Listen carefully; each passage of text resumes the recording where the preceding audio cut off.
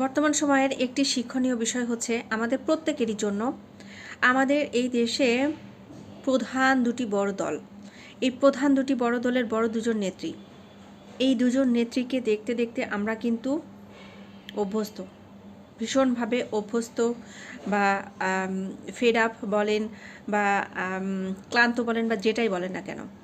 But এই দুজন নেত্রীর কাছ থেকে কিন্তু দুরকমভাবে আমাদের লাইফে শিক্ষণীয় কিছু বিষয় আছে।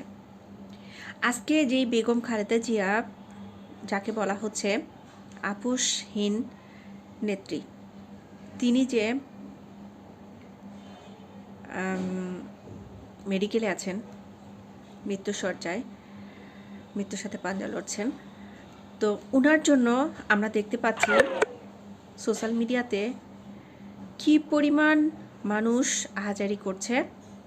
কেউ ফুসফুস দিয়ে দিতে চাচ্ছে, কেউ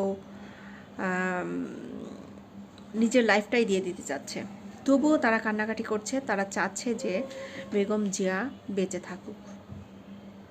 এই যে একটা ভালোবাসা, তিনি যদি মারাও যান তারপরও এই যে একটা ভালোবাসা, আমি তো বলবো যেটা আসলে আত্মার একটা শান্তি, যেটা থেকে আমরা একটা জিনিস শিখতে পারি, তুমি যত যাই করো না কেন সবার উপরে মানুষত্ব তাহার উপরে নাই।